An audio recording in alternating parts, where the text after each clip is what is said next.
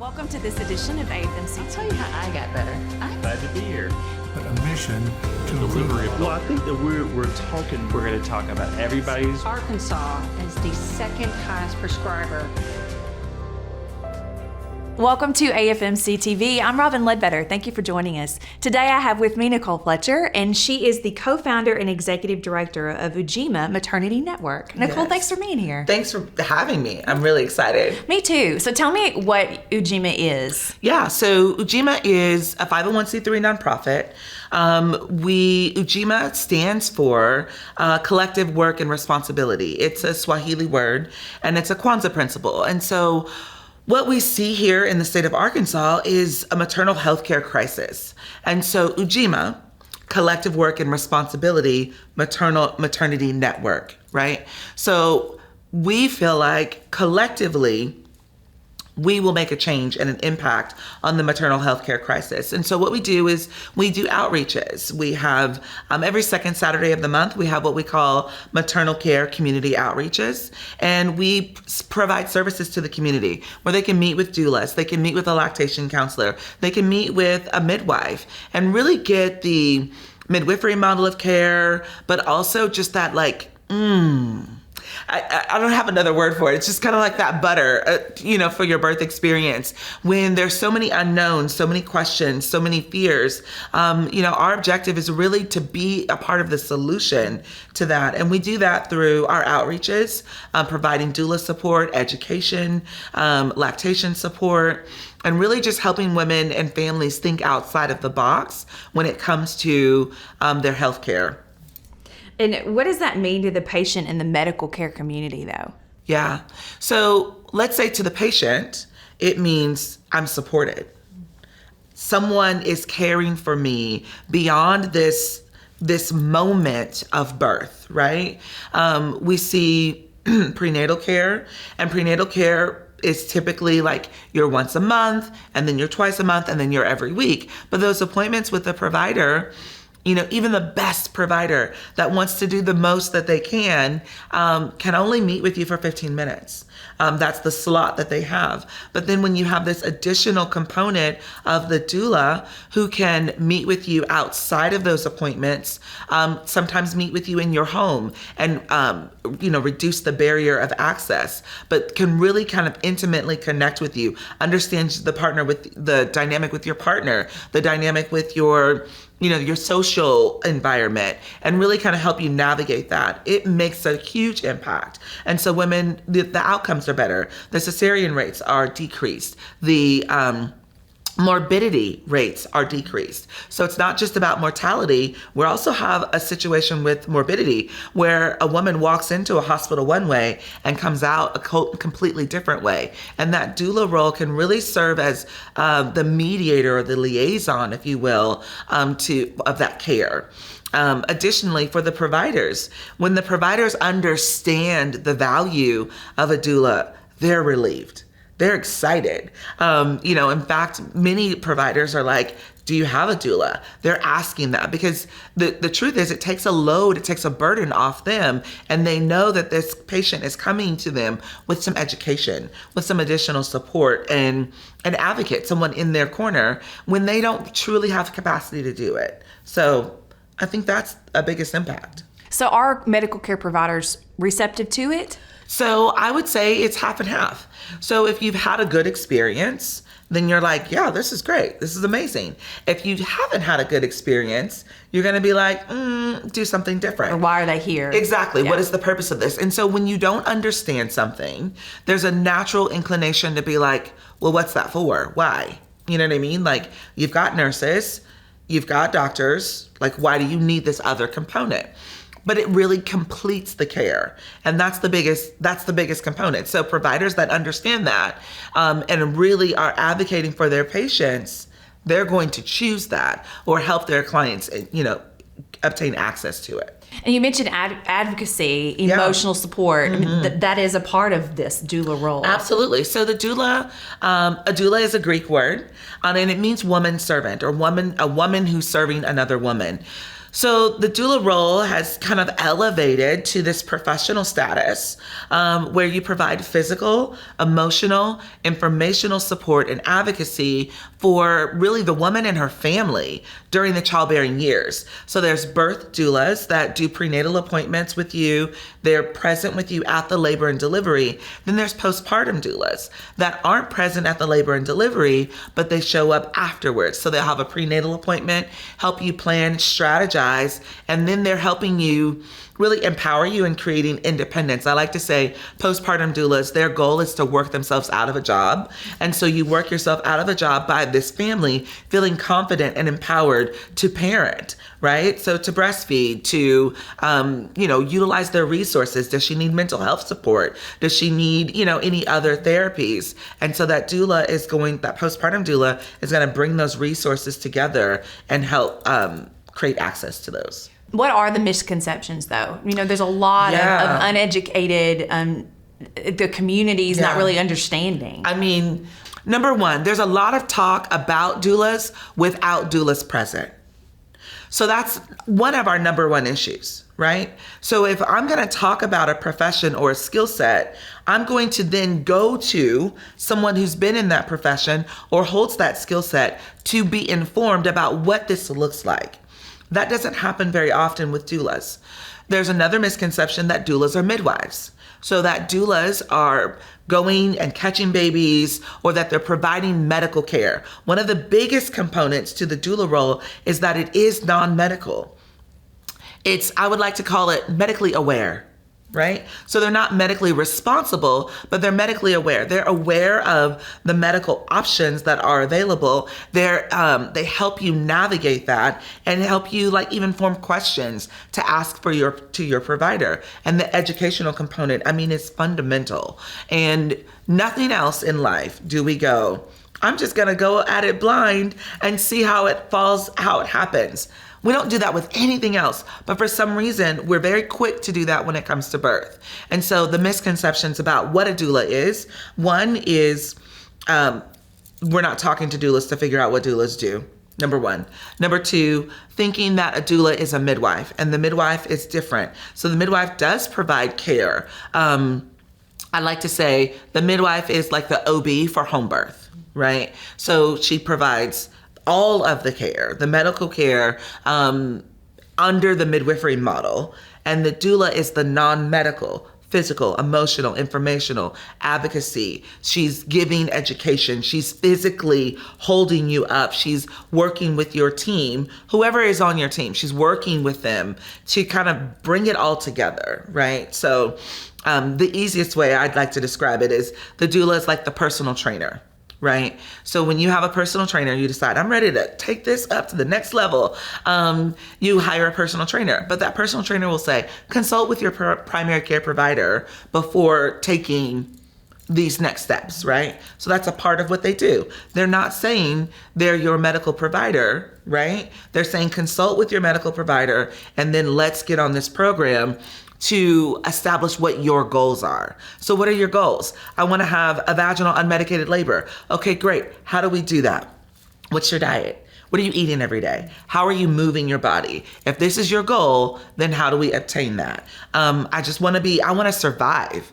Those are phone calls we get all the time. I just want to survive. I don't want to die. Okay, well, let's look at why women are dying. Okay, pre-existing health conditions. What can we do to get in front of that? That diet again, that exercise. What can we do to really get in that? And I'm kind of on your butt about it. Where the provider doesn't have time for really all of that detail, they may refer you to somewhere else. So I feel like I've answered that question, but then I've also created more questions in the process. Yes, but good questions. So how does the doula fit into a role with a midwife if they're both in the room together? Yeah. So the doula can provide support for a hospital delivery and for a home delivery. But if a doula is working at a home birth, then there needs to be a midwife present for the monitoring of the baby, the monitoring of the mother, all of that, to do fetal heart tones, to blood pressure, just to really assess and support the labor, the health of the labor. The doula, again, her role is emotional, right? So really, what's going on emotionally? Why is that mom now not moving? Why does she not want to move? What's going on? Let's ask the questions. What's in your head right now? You know what I mean? Like what's spinning? So it's really a complementary role, similar to that of the OB. It's a complementary role. And it's really for the mom to be 360 supported. And this can be, though, as you mentioned, in a hospital or a home setting. Correct. You encourage it for both. Absolutely. Absolutely. So if a woman is having a home birth and she's like, my midwife will do that. Well, then the midwife's responsibility kind of kicks up when the mom is starting to push. She needs to be ready to address any issue that may happen with the baby or that may happen with the mom. And the emotional support, she can't provide that because now she's in work mode. And so her energy needs to be up and alive and active for when that baby starts to transition from inside to outside, and then making sure that both mom and baby are stable, because a lot of things can happen and that midwife needs to be ready to do that. The doula can complement. She supports. She lets the family know. Here's an example. A shoulder dystocia is a very common circumstances, basically, where the baby kind of gets stuck on the pubic symphysis, or like basically stuck in the pelvis and the shoulder gets stuck. When that happens, there are some very specific maneuvers to help get the baby out. As a doula, I would say, hey, I'm hearing what's going on. So this is where you're medically aware. I'm hearing what's going on. I'm seeing the room kind of shift. So then I'm going to talk to that mom. Hey, they're concerned about a shoulder dystocia. It's going to get a little bit crazy. I need you just to breathe through and follow the instructions. The provider and the nurse don't have time to say that. They can't say that. So it looks like, oh my gosh, she's being manhandled and da-da-da. But they don't, the parents don't understand the critical nature of what's happening. And no one that's working to resolve it has the time or capacity to articulate what's going on. So that's prenatal relationship with your doula. She's going to talk about those things. That's taking a childbirth class. That childbirth educator should be educating on these possible alternatives. And then when it happens, you've got a doula right there that can immediately go, I see the signs. Let me communicate with his family. Let me communicate with his dad. Because also the father, the support person watching that, there's a level of trauma that comes along with that too. So not only this laboring woman going into the space and coming out well, right? The father too, or the mother, the grandmother, the whatever, the partner, it's kind of traumatizing for them. So having a conversation and saying, you know, for example, a dad, hey dad, okay, this is about to get really intense. A prenatal relationship, if I know that dad is what I like to call a head dad, meaning all he wants to see is what's happening up here and what's happening down there is too much, I'm going to divert his attention. Hey, I need you to look her in her eyes and just keep a good conversation with her. And you guys just talk about like, okay, this is super, you know, whatever it is. So it's that role that is so vital and so necessary, but oftentimes not recognized until it's too late. And so a lot of families are like, oh, wow, this is what doulas do? I could have used a doula. I would have had a doula had I known. So my goal is really to like remove that as an excuse of I didn't know. Yes, you know, providers, you should really be telling your patients, encouraging them to have a doula, because it not only benefits your patient, but it benefits them. So it benefits them as the provider. It benefits everyone to have this additional support component that is not family, because family is amazing and great, but then that can start to get real testy when the family doesn't understand what's happening. Even a family member with nursing experience, or I worked OB, you know, whatever, like that's great, but it's different when it's your family, right? You function differently, you connect differently, and sometimes that's good, and sometimes that's bad. And most of the time it's too close. Before we close, tell me the qualities that make a good doula. What do you want people to know? Oh, I love that question. The qualities that make a good doula. Attentiveness, right? Being able to listen. For a doula, it's not about me. So I'm just gonna, Nicolle, the doula. Being a doula is not about me. being a doula is about the client and their needs. So one that has education and can educate on the options. So you feel educated, informed. That's number one, right? So a doula that can provide education, that can understand that it's not about them. They're not working out their birth trauma, their own birth trauma through this client, right? It's about this client. It's about advocating and educating.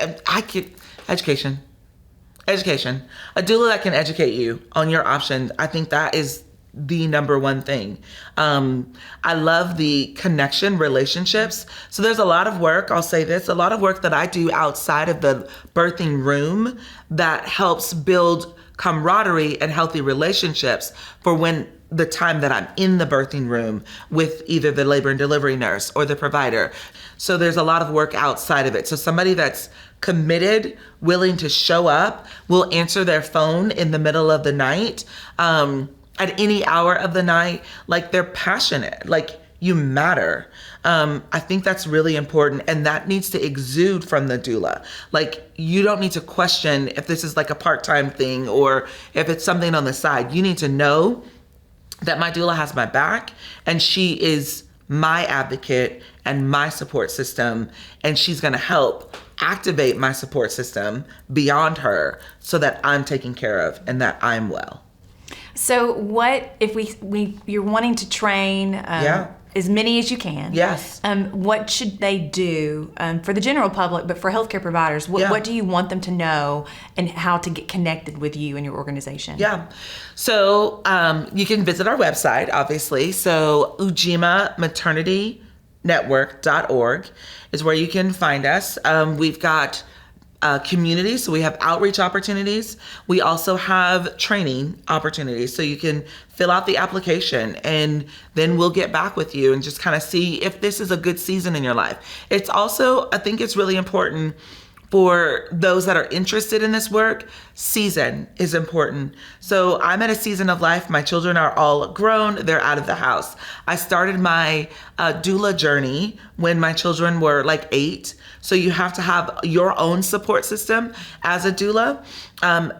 That's really important so that you can show up for other people. So if your life is in chaos or, I'll just leave it there. If your life is in chaos, you're not in a good position to show up for someone else in their chaos. So I think that's a number one component for a successful doula. What I want providers to know is that this is not just a flippant choice.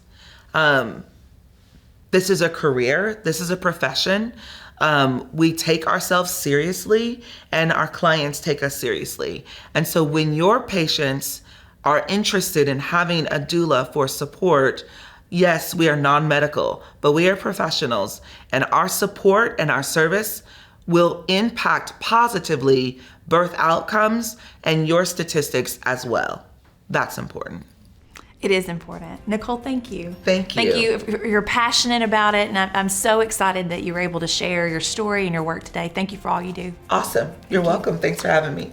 And that's it for this episode of AFMC TV. Thanks for watching, and have a great day.